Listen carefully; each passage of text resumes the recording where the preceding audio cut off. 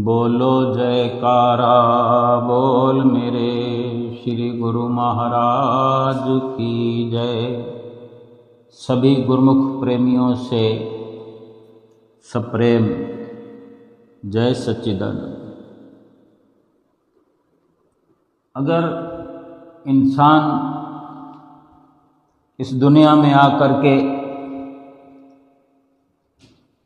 हर प्रकार के सांसारिक सुख वैभव भोगता है, संसार के झूठे रिश्तेदारियों में भी बरतता है, रहता है, व्यवहार करता है, संसार की विद्या ग्रहण करता है, संसार के कई ऊंचे ऊंचे पदों पर रह करके जीवन व्यतीत करता है, अपनी श्वासों की लड़ियां एक एक करके व्यतीत करता है। अगर भगवान का नाम लेता है, भगवान के नाम से जुड़ा हुआ है, भगवान नाम की कमाई करता है, भजन अभ्यास करता है, भक्ति करता है, भक्ति के नियमों पे चलता है, भक्ति के नियमों के अनुसार जीवन यापन करता है, तो ये संसार जो नश्वर है, ये रिश्ते नाते जो छोड़ जाने वाले हैं, ये संसार की झिलमिल, ये मोह माया सब कुछ झूठ है, झूठ का पसारा है। ये भी फिर उस मालिक का नाम जपने वाले प्रेमी का, गुरुमुख का कुछ बिगाड़ नहीं सकते। ये मोह माया उसको वर्गला नहीं सकती। क्यों? कि वो मोह माया में गलतान हुआ ही नहीं, मोह माया में अपनी सुरती उसने फंसाई ही नहीं, क्योंकि वो नाम से जुड़ने के कारण, सतगुरु से जुड़ने के कारण, भक्ति का व्यवहार अपने जीवन में अपनाने के कारण उसको ये समझ आई हुई है कि ये जो संसार है नाशवान है। इस संसार के साथ अपनी प्रीत कायम नहीं करनी है, इस संसार के अंदर रहना जरूरी है, संसार से चिपकने की जरूरत नहीं है, संसार से कोई किसी प्रकार का लगाव नहीं रखना। चाहे वो घर में रहता है, परिवार के साथ रहता है, हर प्रकार से अपनी एक ड्यूटी को अंजाम देता है, जो अपने प्रारब्ध कर्म है उनको भोगता भी है, और जो कि सतगुरु के नाम से, सतगुरु की भक्ति से जुड़ा हुआ है, उन नियमों को निभाता भी है, करता भी है, अमल करते हुए जीवन व्यतीत करता है। यानी जो दुख प्रारब्ध कर्म में हैं और फिर मिल रहे हैं प्रारब्ध के अनुसार दुख, उनको भोगता है। तो भक्ति करने के साथ साथ भक्ति के अंदाज में, भक्ति के अंदाज से जो दुख भोगने में आते हैं, वो सतगुरु की कृपा से ऐसे नाश हो जाते हैं जैसे लकड़ी का, कचरे का, घास का ढेर तो बहुत बड़ा सारा हो, लेकिन थोड़ी सी तिल्ली दिखाने से, आग दिखाने से ही धधक धधक कर देखते ही देखते जलकर भस्म हो जाता है। और इसी प्रकार सतगुरु नाम की जो रोशनी है, सतगुरु के नाम का जो प्रताप है, उसके कारण ये सब संभव हो पाता है कि पाप कर्म तो बहुत है, ढेर सारे हैं, ढेर लगे हुए हैं, लेकिन सतगुरु के नाम से जुड़े होने के कारण इतनी बड़ी सफलता मिलती है कि नाम में इतनी ताकत है। फरमाते भी हैं, कबीर सतगुरु नाम से कोट विघ्न टर जाए, राई समान व संधरा केता काठ जलाए। कि अग्नि की छोटी सी चिंगारी से, यानी नाम के अंदर इतनी पावर है, इतनी ताकत है, इतनी शक्ति है आग की तरह। जब जिसके हृदय में नाम की ज्वाला धधक उठती है, नाम प्रवेश करता है हृदय के अंदर और वो अपनी रश्मियाँ बिखेरता है, अपनी वो प्रखर ज्वाला दिखाता है, तो वहाँ लगा हुआ ढेर पाप कर्मों का करोड़ों करोड़ों पाप देखते ही देखते जलकर भस्म हो जाते हैं, संपूर्ण नाश हो जाते हैं।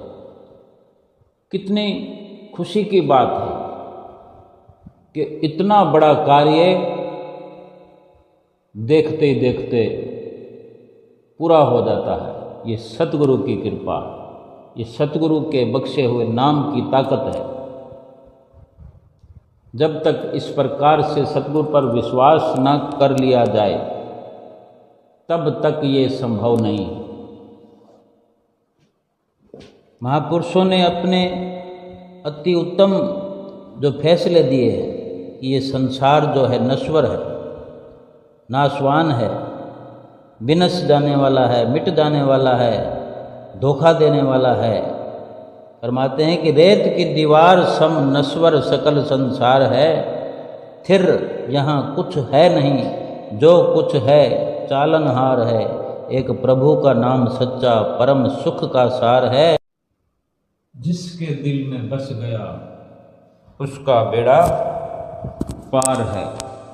जिसके दिल में बस गया उसका बेड़ा पार है। जो कुछ भी दिखाई देता है सब मिट जाने वाला है, विनश जाने वाला है। और जिस प्रकार रेत की दीवार का भरोसा नहीं किया जा सकता, कोई रेत की दीवार के साए में नहीं रहना चाहता।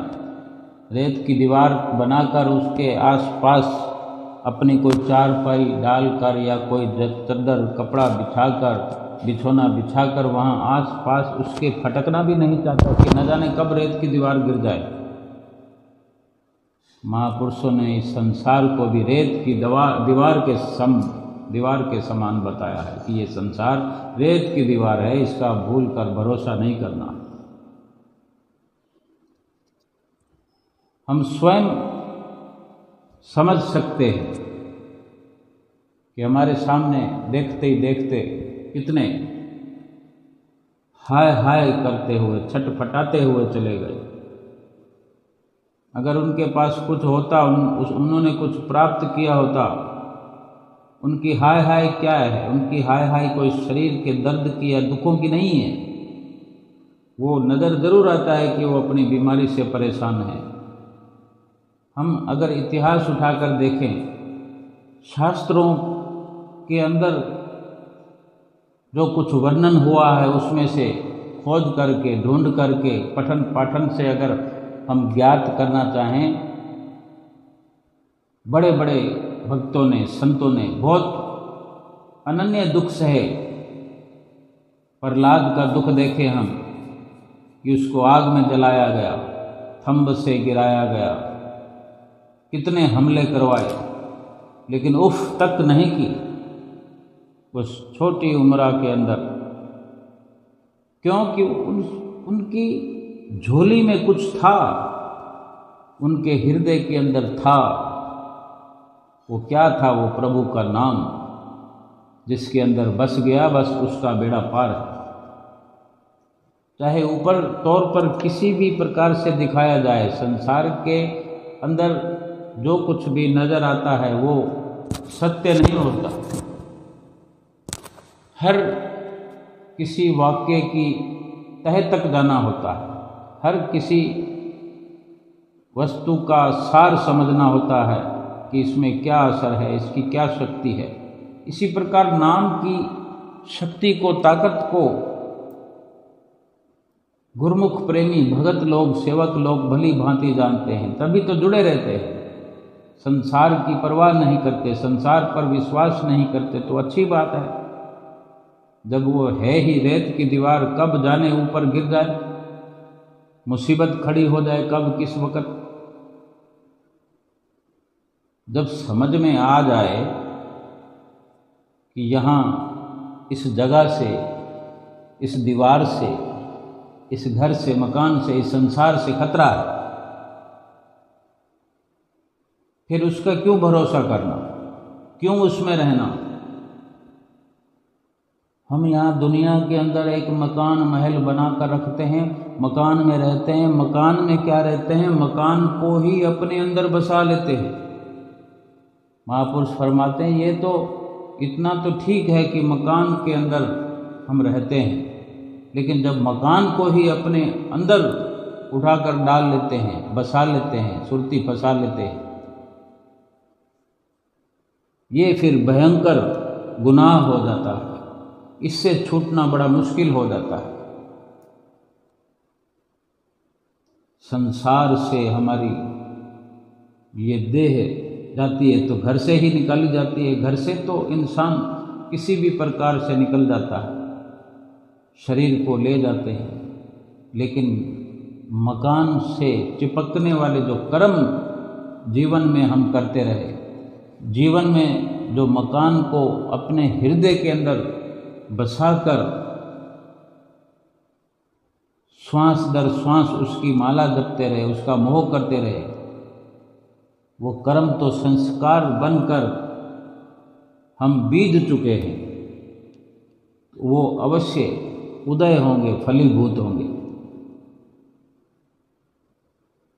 अगर कोई संसार से रोता चिल्लाता हुआ जाता है तो उसके शरीर की पीड़ा नहीं होती, वो पीड़ा उसके कर्मों की होती है कि उसने वो प्राप्त नहीं किया जो उसको उस वक़्त चाहिए। जिस वक़्त पीड़ा में करा रहा होता है, चाहे बीमारी की अवस्था हो या चंगा भला हो, और या फिर चुपचाप आराम से रात की निद्रा में अगर चुपचाप चला जाए तो दुनिया कहती है बहुत आराम की मौत में मरा, बहुत सुखद मौत मरा। किसने देखा, किसकी मौत को किसने देखा? किसी के श्वासों को किसी ने पढ़ा है? किसी ने किसी के श्वास को निकलते देखा है? जब शरीर की पीड़ा नहीं होती, अगर कोई चिल्लाता हुआ जाता है, लेकिन हम कहते हैं कि बड़ा दुखों से कराहता हुआ गया है, तड़प तड़प कर मरा। तड़प कुछ और है, तड़प वही है कि जब उस वक़्त कनेक्शन कट रहा है इस लोक से, पर लोक में उसकी एंट्री हो रही है, श्वास निकल रहे हैं, निकलने वाले हैं। कोई 2-4 दिन तड़प लेता है, कोई 10 दिन तड़पता है, कोई महीना तड़पता है, तो वो उसके अंदर तड़प वो वही है, परेशानी वही है कि असल में वो दौलत उसने एकत्र नहीं की जो उसको साथ में ले जानी थी और उस वक़्त काम आने वाली थी जब वो पीड़ा से करा रहा। अगर आराम से भी देखने में अगर मर गया तो अंदर कहीं ना कहीं जो वो कर्म उसने किए तो वो तो साथ लेकर गया है। उसकी तो स्क्रिप्ट तैयार हुई है ना, फिल्म बनेगी और उसमें जो भी अच्छा भला बुरा वो होगा। हम एक झूठी नकली फिल्म देखते हैं जो सब लोगों ने कुछ देर, थोड़ी थोड़ी देर अपना किरदार निभाया होता है। एक मारने वाला है, दूसरा मार खाने वाला है, और हम देखने वाले हैं, फिल्म समझ के देख रहे हैं, फिर भी वो देख देख कर हम विचलित हो रहे हैं। माताएं बहनें वो फिल्म देखते हुए, और भाई लोगों को भी रोना आ जाता है, आंखों से आंसू आ जाते हैं। एक झूठी फिल्म को भी अगर वो इस प्रकार से उसके किरदार निभाए गए हैं, इस प्रकार से उसमें कर्म करते हुए दिखाए गए हैं, कितना दुख दर्द होता है। जब असलियत में ये मनुष्य का जीवन पा करके हम ऐसे किरदार निभा रहे होंगे तो क्या वो रील नहीं बन रही होगी? उसको फिर हमारी निजी लाइफ में अगर चलाया जाएगा, अगले जन्म में हम पर फिल्माया जाएगा, वो रोल हमको रियलिटी में दिया जाएगा कि तुम गुनाह करने वाले हो, गुनाह करके आए हो, अब वही जुल्म तुम पे किए जाएंगे, कुदरत ये न्याय करेगी। फिर कैसे बर्दाश्त करेंगे? गुनाह करने वाला जुल्म कैसे सहन करेगा? जो जुल्म करने वाला हो स्वयं, जब उस पर जुल्म होता है तो वो कहीं अधिक चिल्लाता है, अधिक महसूस करता है दुख कि ये ऐसा कैसे हो गया। तो पहले से क्यों ना याद रखा जाए, ध्यान रखा जाए, ख्याल रखा जाए। जब इस जीवन में हर पहलू को ठीक से पढ़ने का अवसर मिला हुआ है, हर चीज़ को परखने का अवसर मिला है, हर वस्तु की हर प्रकार से ताकत देखने का, परखने का हमको अधिकार है। वाकई जांच परख कर आगे बढ़ना चाहिए कि ये कर्म जो मैं कर रहा हूँ मेरे सतगुरु को प्रिय हैं, मेरी जीवात्मा के भले के लिए हैं। अगर हैं तो ठीक है, जितना हो सके अच्छे से करना है। और अगर कहीं दुरुपयोग हो रहा है, अपनी जीवात्मा का भला नहीं है जिस कर्म में, सतगुरु की प्रसन्नता नहीं है जिस कर्म में, उस कार्य को छोड़ देना। किसी भी कार्य को छोड़ देने में कौन सा नुकसान है? ये तो अज्ञानी पुरुष ही कह सकता है कि क्यों छोड़ दूं, छोड़ना तो पड़ेगा। जिस मकान से एक दिन निकलना है, जिस संसार से एक दिन निकलना है, तो अपने ख्यालों से अभी निकल जाए, अपने ख्यालों से अभी का अभी बच जाए उन चीज़ों से, क्योंकि फिर कितनी दुश्वारियां होंगी, कितने दुष्परिणाम निकलेंगे। जब सुरती के अंदर रेत की दीवारों को बिठा कर ले जाएंगे इस दुनिया से, जो वस्तु यहाँ पर काम नहीं आती वो आगे कैसे जाएगी और कैसे साथ निभाएगी, क्या फ़ायदा होगा उससे? विचार करना चाहिए, हर पल करना चाहिए, बार बार करना चाहिए, लगातार करना चाहिए। एक या दो जन्म का नफ़ा नुकसान नहीं है, 84 लाख योनियों के दारुण दुखों का नफ़ा नुकसान है। थोड़ा बहुत नुकसान भी संसार इस जगत में आकर के अपनी बुद्धि से नहीं झेलना चाहता, तो इतना बड़ा दुख कैसे झेल जाएगा? कोई किसी भी प्रकार की गलतफहमी में न रहे कि अगर दिखाई दे रहा हो कि बहुत अच्छी मृत्यु हुई फलां व्यक्ति की, बहुत अच्छे दिन, शुभ दिन मृत्यु हुई, आज ये दिन था।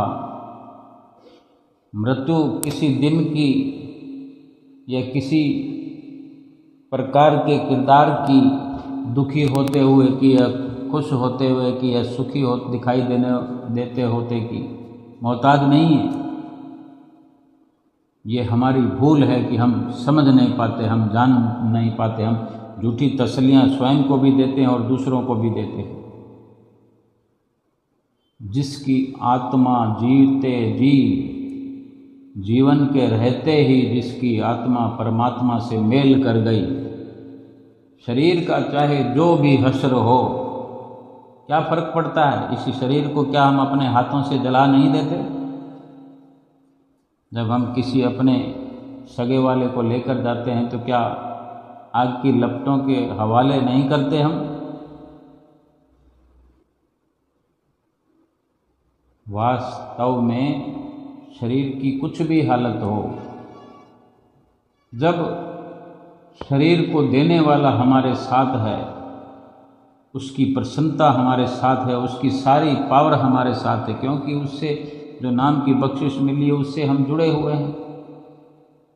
नाम के कारण हम उनसे मिल गए हैं, हमारी आत्मा परमात्मा से एक हो गई है। अब शरीर को जिस भी अवस्था में आना है, जाना है, ले जाना है,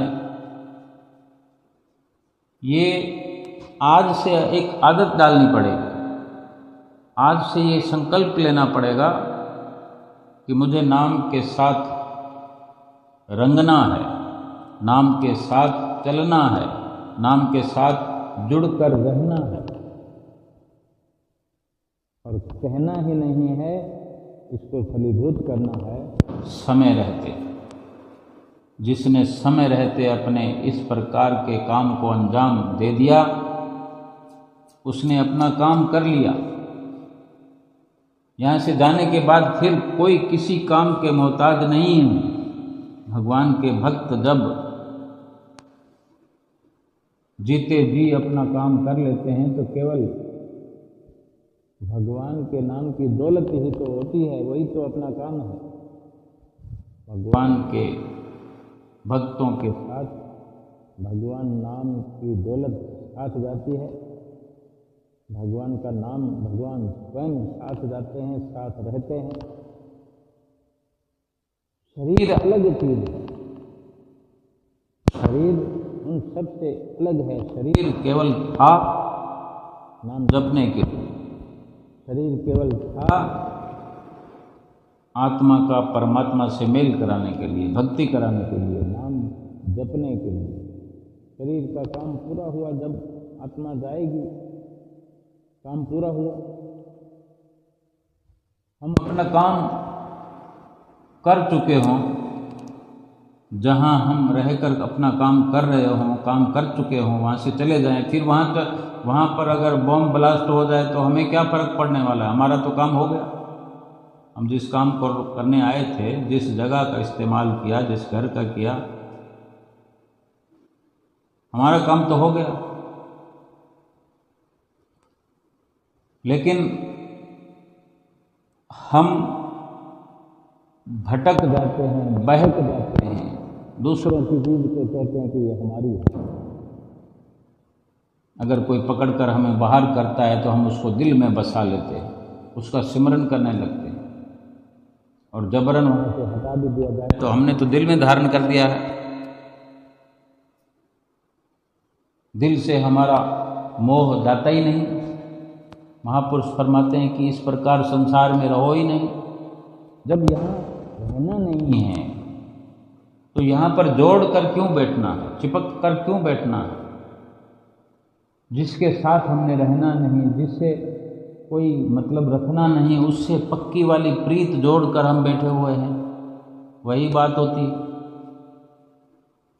यानी किसी मेहमान के घर जाते हैं तो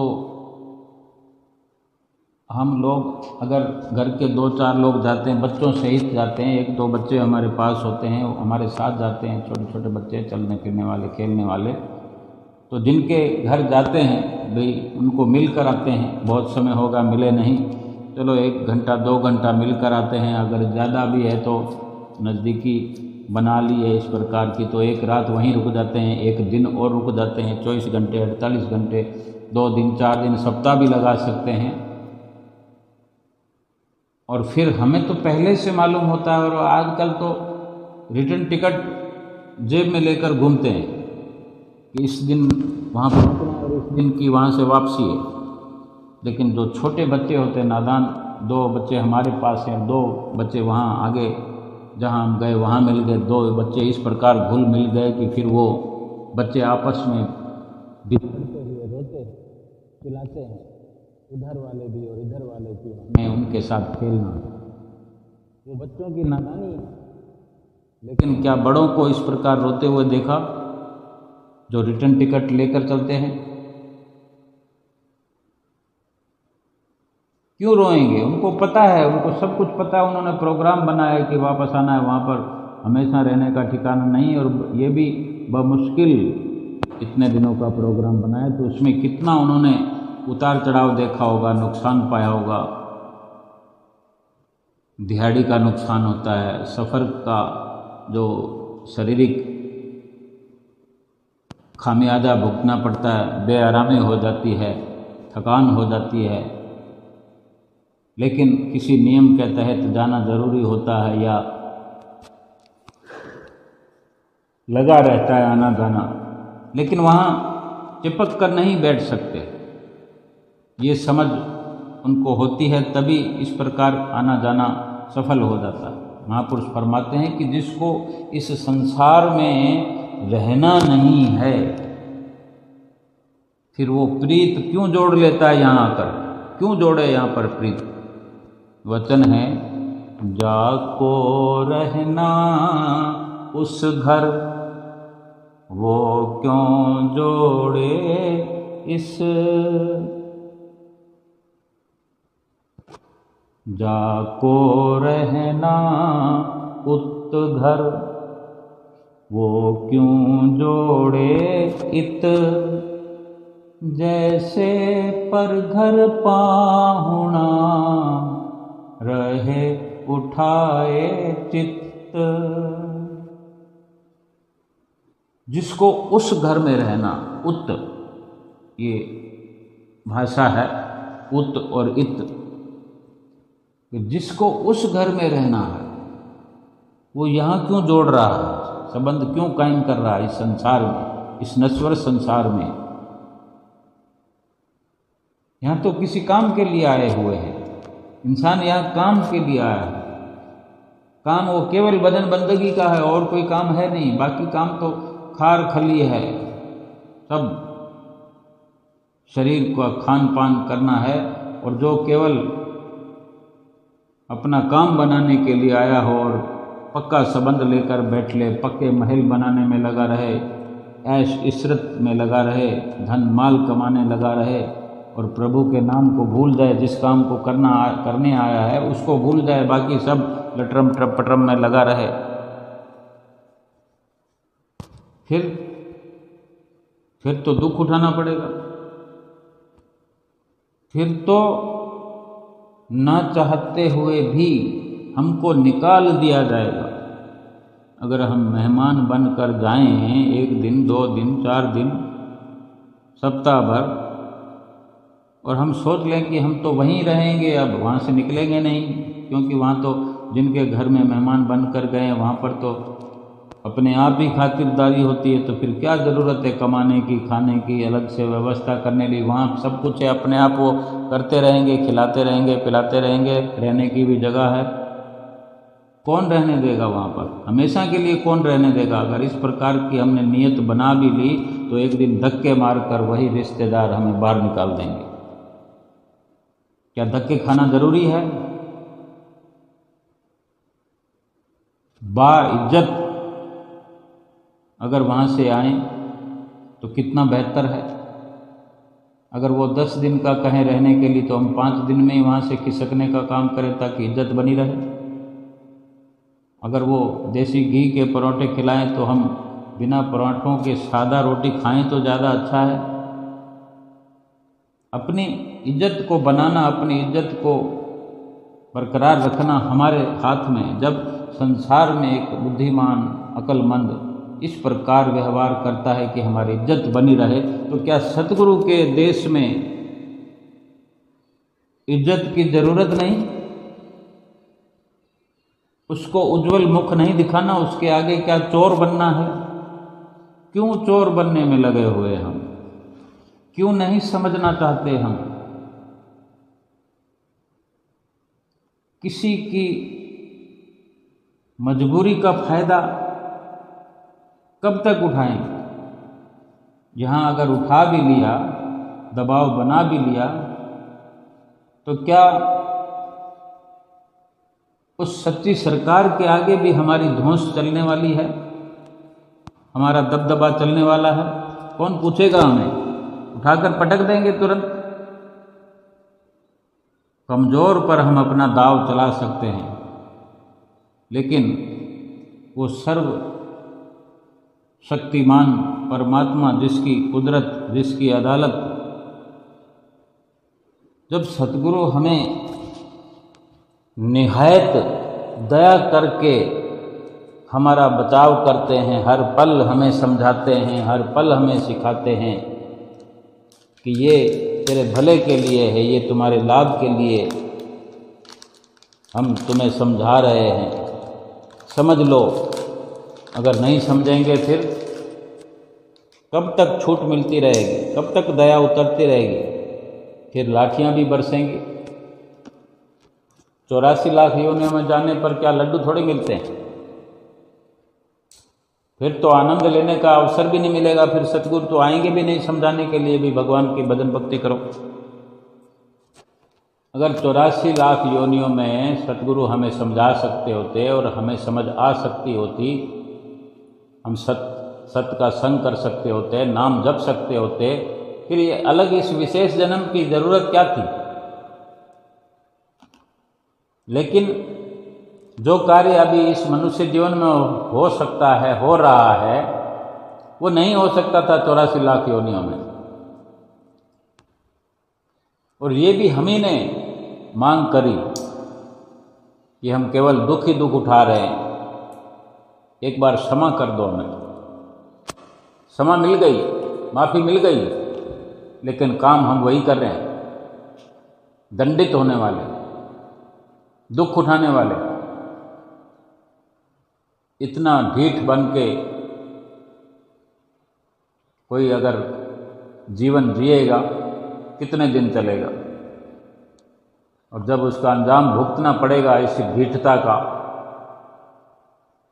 एक एक श्वास में मुश्किल हो जाएगी,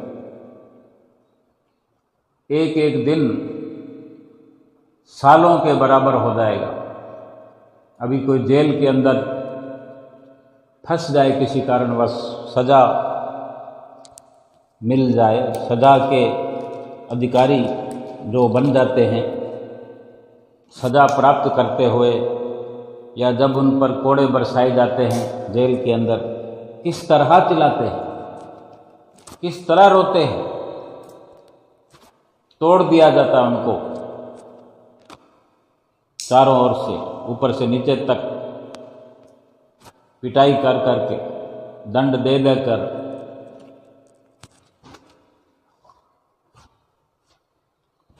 इस जीवन में ही कभी ना कभी वो छूट जाता है। अगर ना भी छूट सके, इस जीवन से तो अधिक कोई सजा नहीं इस दुनिया में। अगर कोई 10 कत्ल भी कर ले, उम्र कैद के बाद अगर सजा है तो फांसी की है, फांसी दे दी जाएगी। आजीवन अंतिम श्वास तक जेल में रखा जा सकता है। इसके आगे तो सजा देने का अधिकार ही नहीं है किसी को कि भी दूसरे जन्म में भी तुम्हें जो सजा बाकी रह गई है वो मिलेगी। कौन पहचानेगा उसको दूसरे जन्म में? लेकिन कुदरत सबको पहचानती है। हम जो कर्म करते हैं उसका बही खाता बनता चला जा रहा है साथ का साथ। इस मनुष्य जीवन की सीढ़ी से गिर गए, टपक गए, छुटक गए, पौड़ी छुटकी हाथ न आवे, अहिला जन्म गवाया। यानी हीरे मोतियों जैसा जन्म गवा दिया। ये मनुष्य जीवन की पौड़ी अगर छुटक गई, सीढ़ी छुटक गई, फिर तो हाथ मल के पछताने से अधिक कुछ नहीं। लेकिन जो कर्म हमने किए हैं ना, वो सच्ची सरकार के आगे फिर पूरी 84 लाख योनियां अगर भुगतनी है तो पूरी 84 लाख योनियों का बायोडाटा बना के दे देंगे कि अब ये बनना है, अब ये बनना है, अब सांप बनना है, बिच्छू बनना है, कीट पतंगे बनना है, चमगादड़ बनना है, कबूतर बनना है, चिड़ी बनना है, कुत्ता बनना है, बिल्ला, गाय, हाथी, शेर, बघेड़ा, चीता, मोर। सुंदर सुंदर योनियां भी हैं इसमें, लेकिन एक भी काम की नहीं। एक भी योनि को हम हाथ नहीं लगाएंगे कि हम ये बनना चाहते हैं। कितनी कितनी सुंदर सांप जो होते हैं कैसे चलते हैं सुंदर प्रकार से लहरा कर, और कितने सुंदर सुंदर होते हैं, लेकिन क्या डर लगता है उससे। दूर से ही देखकर मारो मारो मारो कहने लग जाते हैं, हम भागने लग जाते हैं। उनका अंजाम जानते हैं हम, तो फिर हमको फिर वही योनियां मिलने वाली हैं या मिल जाएंगी, फिर कौन हमसे प्रेम करेगा, प्यार करेगा। और भजन भक्ति की बात हम करते हैं कि फिर नहीं कर पाएंगे, अभी तो कर पा रहे हैं ना, फिर क्यों आलस्य है, प्रमाद है, निद्रा है। और इसी के लिए है, भक्ति के लिए है। संसार के और संसारिक धंधों के लिए ना नींद आती है, ना चैन आता है, ना आलस आता है। जब मर्जी उठ खड़े हो जाते हैं। रात को 2 बजे भी ऐसे उठ जाते हैं जैसे अभी सूर्य उदय हो गया, सुबह 8 बज गई, जैसे देर हो गई। वो सजा का भी ध्यान रखते हैं। छोटे छोटे बच्चे समझते हैं कि स्कूल अगर देर से मिले तो डंडे पड़ेंगे, अपने आप समय पर उठ जाते हैं, वो डंडों का डर सताता है। भगवान की भक्ति नहीं की तो ये सजा भयभीत नहीं करती है हमें, क्योंकि इसके बारे में हम सोचते ही नहीं, सोचना चाहते ही नहीं। जबकि इसको समझाने वाले स्वयं सतगुरु हमारे हितैषी बनकर, अपने बनकर, सखा बनकर, मित्र बनकर समझाते हैं। उनको कुछ तनख्वाह नहीं चाहिए।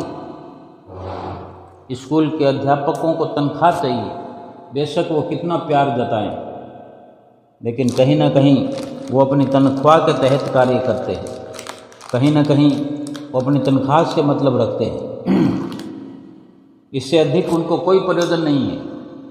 अगर उनको कहें कि घर आके पढ़ा दो, जैसे स्कूल में पढ़ाते हो, ऐसा नहीं है मुमकिन, क्योंकि उनकी तनख्वाह एक स्कूल के दायरे तक मिलती है। घर में आके पढ़ाएंगे तो अलग ट्यूशन लगेगी, अलग फीस लगेगी। हमारे सतगुरु कोई फीस नहीं लेते,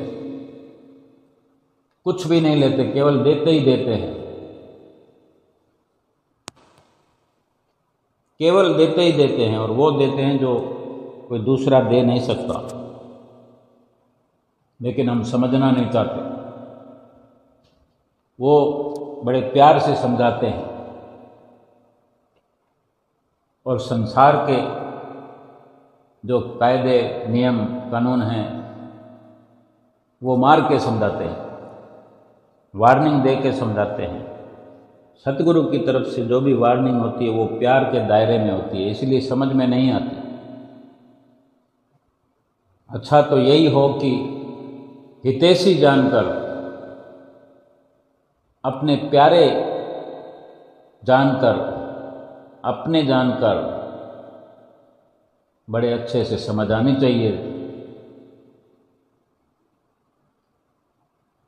कि इतनी बड़ी गहराई में जाने से रोकने वाले केवल हमारे सतगुरु हैं।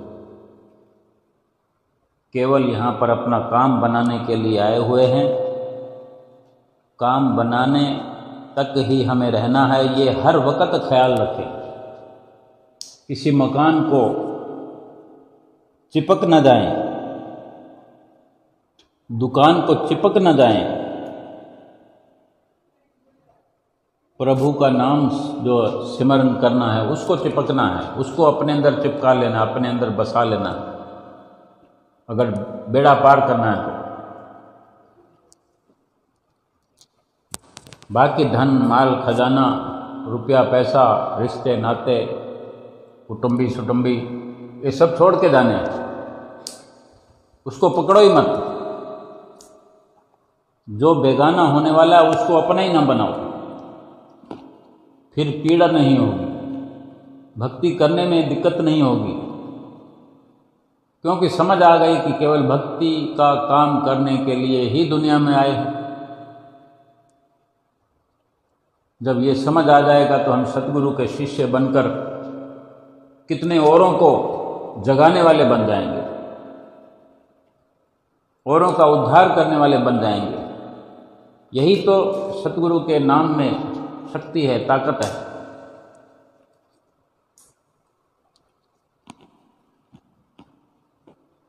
इस रेत की दीवार से, संसार रूपी रेत की दीवार से दूर दूर होकर बैठना, सतगुरु के आसपास बैठना, संतों महापुरुषों के नज़दीकी में रहना, वो संसार के तो क्या 84 लाख योनियों के हर दुख से, हर गम से परे कर देते हैं, क्योंकि वो स्वयं जो परे है।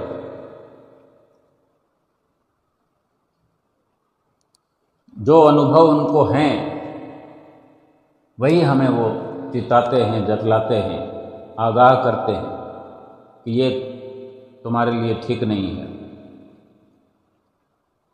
संसार को रेत की दीवार समझना है, लेकिन उससे दूर होकर बैठना है। लेकिन वो रेत की दीवार जितना काम करती है उतना काम उससे लेना है। संसार को छोड़कर कहाँ जाएंगे? रहना तो संसार में ही है। भक्ति भी संसार में रहकर करनी है, लेकिन ये समझ कर करनी है कि संसार से दिल नहीं लगाना। हम अपने अंदर विचार कर देखें, हमारा कितना दिल संसार से जुड़ा हुआ है। संसार माने सब कुछ आ गया उसमें।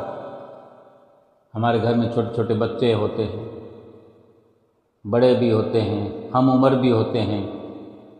हम अपने अंदर विचार किया करें, नित्य प्रति किया करें, बार बार किया करें एक दिन में कि हमारा मोह कितना किससे है और क्यों है, और क्या इससे ऊपर उठना है कि नहीं।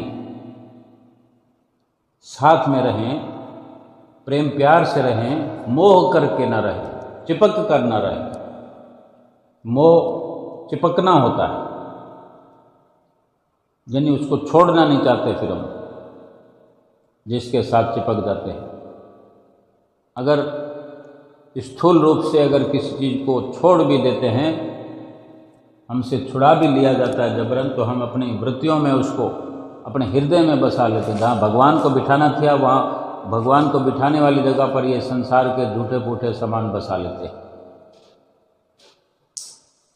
जहाँ पर फूल सजाने हो, कोई आने वाला हो,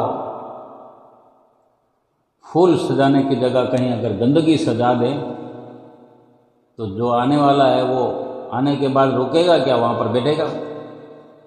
अगर उसको किसी ने बार बता दिया कि आपके लिए कहीं अंदर बैठने के स्थान पर गंदगी बिछा के रखी है, उसी से आपका स्वागत करने वाले हैं, तो वो वहाँ तो क्या अंदर प्रवेश ही नहीं करेगा।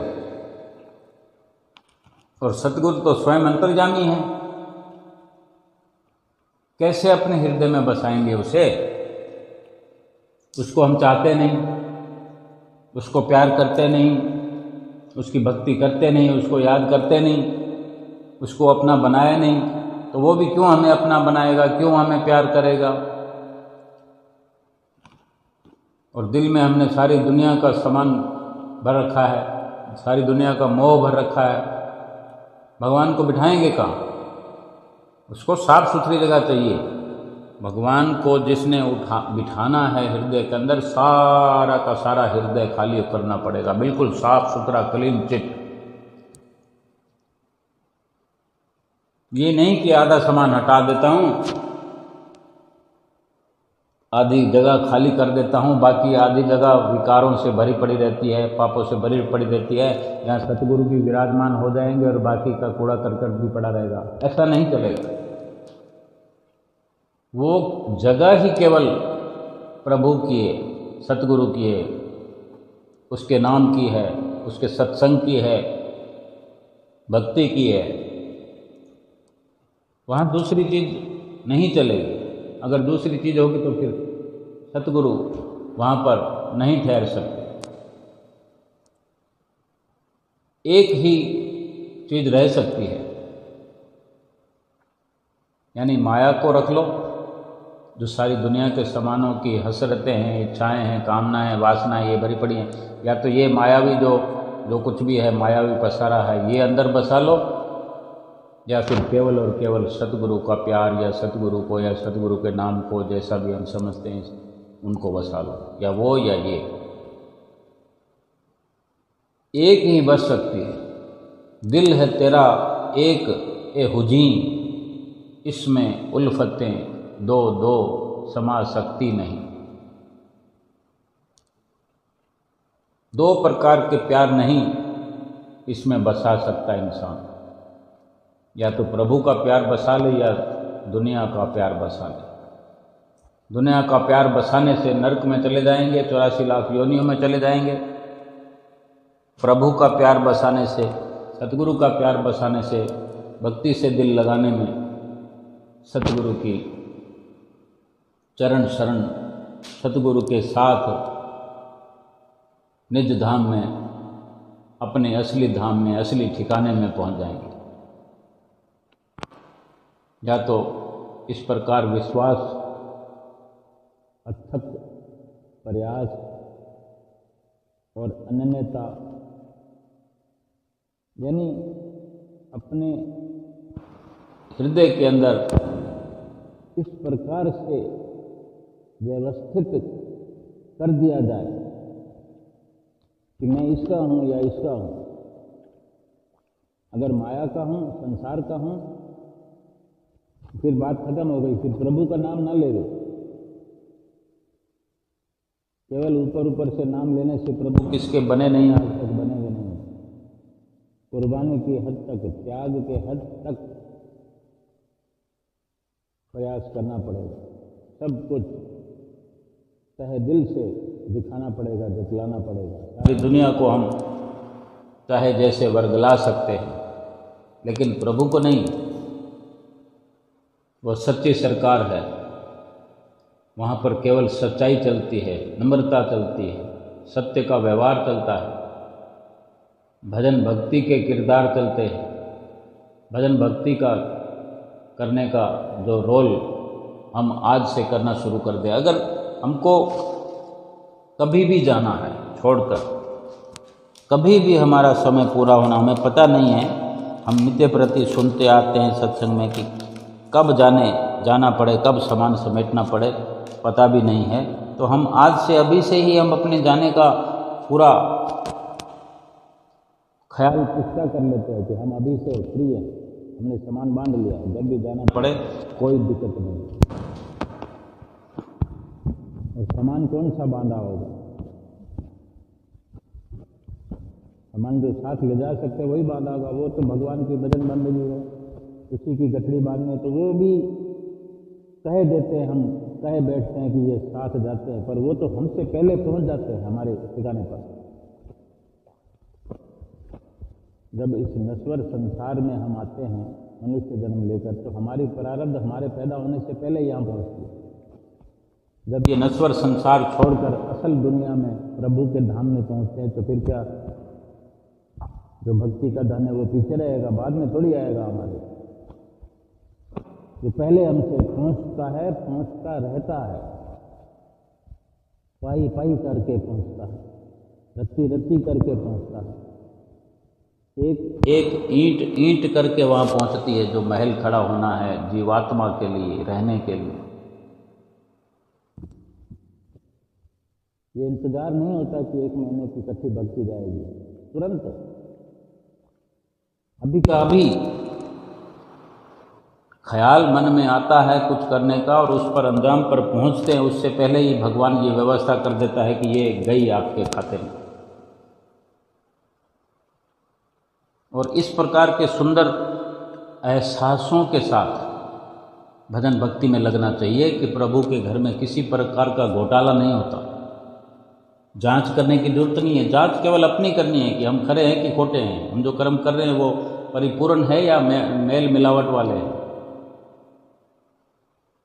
कहीं हमसे धोखा तो नहीं हो रहा, हम धोखे वाले कर्म तो नहीं कर रहे, हमसे कोई घोटाला तो नहीं हो रहा कि हम झूठे पूठे कार्य कर रहे हों। उसमें सुधार करते जाना। बाकी तो सतगुरु जो है परम परमेश्वर हैं, हमारे नित्य प्रति हमारी हर प्रकार से रक्षा करते हैं, हर प्रकार से हमारी सहायता करते हैं, हमारे मददगार हैं, हमारे सखा हैं, हमारे मित्र हैं, हमारे कुटुंबी हैं, हमारा परिवार है, हमारे माता पिता हैं, हमारा सब कुछ है, सब कुछ बन जाते हैं हमारे लिए।